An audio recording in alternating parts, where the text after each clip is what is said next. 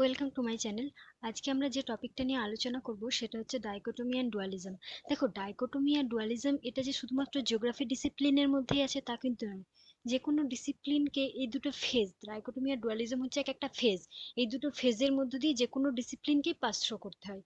ওকে, তো দেখো টপিক দুটো কিন্তু মানে খুবই কনফিউজিং, বাট এটা হচ্ছে খুব ইম্পর্টেন্ট টপিক। কারণ কি, এটাই একটা যে কোনো ডিসিপ্লিনকে ফার্দার ব্রাঞ্চিং এর জন্য মানে ইনহেন্স করে। ঠিক আছে, তো আমরা জেনে নিই প্রথমে যে ডাইকোটমি আর ডুয়ালিজমটা কি।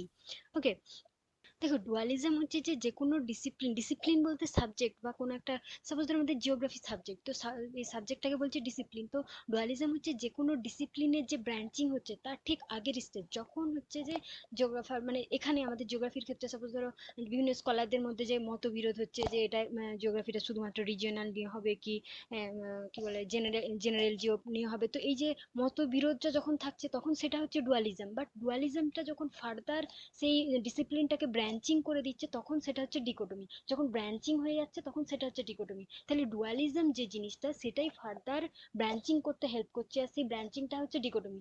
যদি আমরা ধরো একটা এক্সাম্পল দিই, সাপোজ ধরো একটা জয়েন্ট ফ্যামিলি আছে, ঠিক আছে, তো জয়েন্ট ফ্যামিলিতে প্রত্যেকের আলাদা আলাদা মেন্টালিটি, আলাদা মানে প্রত্যেকের মত বিরোধ আছে মতের মধ্যে।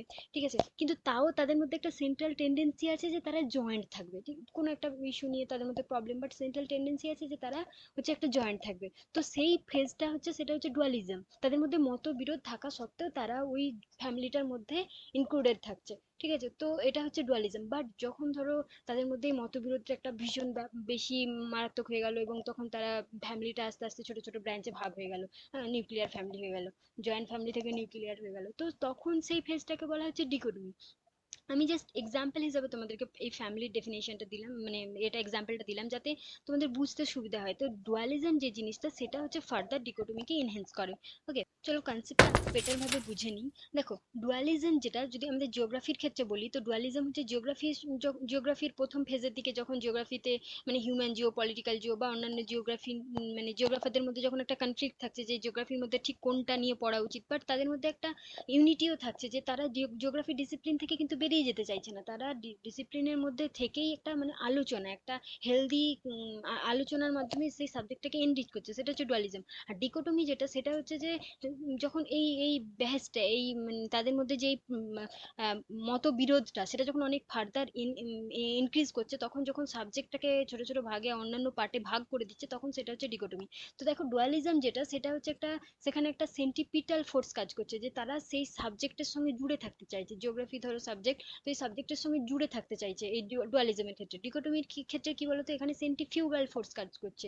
কারণ কি, এখানে তারা সাবজেক্টটা আলাদা ব্রাঞ্চ হিসাবে মানে ডেভেলপ করতে চাইছে। ওকে, এবারে দেখো, ডুয়ালিজমে দেখো একটা জিনিস, যে ডুয়ালিজমে হচ্ছে একটা পার্টিকুলার সাবজেক্ট ম্যাটার নিয়ে ডিবেট হচ্ছে। ঠিক আছে, তো ডিবেটটা যেটা হচ্ছে কোনো একটা পার্টিকুলার সাবজেক্ট নিয়ে, সাবজেক্ট ম্যাটার নিয়ে ডিবেট হচ্ছে, কিন্তু তাদের মধ্যে একটা সেন্ট্রাল টেন্ডেন্সি থাকছে, তাদের একটা সেম গোল থাকছে, তারা সেই সাবজেক্ট থেকে বাইরে যেতে চাইছে না, মানে সাবজেক্টটাকে আলাদা করতে চাইছে না। বাট ডিকোটমিতে কি হচ্ছে যে তারা তাদের মধ্যে যে আইডিয়াগত ডিফারেন্সটা সেটা ফার্দার সাবজেক্টটাকে ডিভিশন করে দিচ্ছে, ব্রাঞ্চিং করে দিচ্ছে। ঠিক আছে, এই যে আগেই যেটা বললাম যে এটা ডুয়ালিজম যেটা, সেটাতে হচ্ছে সেন্ট্রিপিটাল ফোর্স কাজ করছে, আর ডিকোটমি যেটা সেটাতে হচ্ছে সেন্ট্রিফিউগাল ফোর্স কাজ করছে। ওকে, দেখো, ডুয়ালিজম আর ডিকোটমি যদি আমরা জিওগ্রাফির ক্ষেত্রে ইভলিউশনটা দেখি যে কিভাবে মানে ডুয়ালিজম আর ডিকোটমিতে হচ্ছে দুটো কনসেপ্ট, যেটা বললাম না, দুটো ফেজ, যে ফেজের মধ্যে দিয়ে প্রত্যেকটা ডিসিপ্লিনকে যেতে হয়েছে, তো জিওগ্রাফি ডিসিপ্লিনকেও এই এই ফেজটার মধ্যে দিয়ে যেতে হয়েছে। তো জিওগ্রাফি ডিসিপ্লিনের এই দুটো ফেজটাকে যদি আমরা মানে আলোচনা করি ঠিক কোথা থেকে স্টার্ট হচ্ছে, তাহলে আমরা দেখতে পাবো যে জিওগ্রাফিতে মানে মেজর যে ডিবেটটা হয়েছে সেটা হচ্ছে ফিজিক্যাল জিও, হিউম্যান জিও নিয়ে। দেখো, প্রথম যে গ্রিক স্কলার এই অ্যারিস্টটল, হেরোডোটাস, হেকাটিয়াস যারা ছিল, তারা মেইনলি ফিজিক্যাল জিওগ্রাফির উপর এমফেসাইজ করতো যে জিওগ্রাফির মধ্যে আমরা আর্থ নিয়ে পড়বো, ফিজিক্যাল জিও নিয়ে পড়বো, তাতে হিউম্যানের কোনো ইন্টারফিয়ারেন্সের ব্যাপারে কিন্তু দেয়া ছিল না। ঠিক আছে, এবারে রোমান জিওগ্রাফার যারা ছিল মানে মেনলি স্ট্র্যাবো যিনি ছিলেন, তিনি কিন্তু আবার রিজিওনাল জিওগ্রাফির উপর এমফেসাইজ করেছেন যে জিওগ্রাফির মধ্যে আমরা রিজিওনাল জিও পড়বো। টলেমি আবার যেমন ম্যাথামেটিক্যাল জিওর উপর বেশি জোর দিয়েছিলেন। তো তারপরে আরব স্কলাররা যারা ছিলেন, আল মাসুদি, বিরুনি, আল ইদরিসি, তো এরা আবার ফিজিক্যাল জিওর উপর জোর দিয়েছিলেন। তো দেখো, তাদের টাইম পিরিয়ডে তারা যে এক একটা জিওগ্রাফির এক একটা পার্টের প্রতি যে ঝুঁকে যাচ্ছে, তখন থেকেই কিন্তু এই ডুয়ালিজমের কনসেপ্টটা আসছে। ওকে, তারপর দেখো, যখন ভারেনিয়াস আসছে তখন কিন্তু জিওগ্রাফিটা এই ডুয়ালিজমের ব্যাপারটা যেন ডিকোটমির আকার ধারণ করছে এবং সাবজেক্টটাকে, ডিসিপ্লিনটাকে ভাগ করে নিচ্ছে। ভাগ করছে দুটো ভাগে, একটা হচ্ছে জেনারেল জিওগ্রাফি আর একটা হচ্ছে স্পেশাল জিওগ্রাফি। জেনারেল জিওগ্রাফিটা কি বলতো, যে জেনারেল জিওগ্রাফি হচ্ছে যে মানে কোন ধরো ওয়ার্ল্ড ওয়াইড কোনো একটা টপিক নিয়ে যখন টোটাল আলোচনা হচ্ছে তখন সেটা হচ্ছে জেনারেল জিওগ্রাফি। আর স্পেশাল জিওগ্রাফি হচ্ছে কোনো একটা রিজিওনাল আলোচনা হচ্ছে যখন, তখন সেটা হচ্ছে স্পেশাল জিওগ্রাফি। তো আমি কিন্তু এই যে উদাহরণগুলো বলছি এটা জিওগ্রাফির পার্সপেক্টিভে বলছি। এটা কিন্তু ডুয়ালিজম আর ডিকোটমি শুধুমাত্র যে জিওগ্রাফি সাবজেক্টের ক্ষেত্রে ইমপ্লিমেন্টেড তা কিন্তু নয়, যে কোনো সাবজেক্টে যে কোনো ডিসিপ্লিনের ক্ষেত্রে ইমপ্লিমেন্টেড, তাদের ক্ষেত্রে এক্সাম্পলগুলো কিন্তু একটু আলাদা হবে।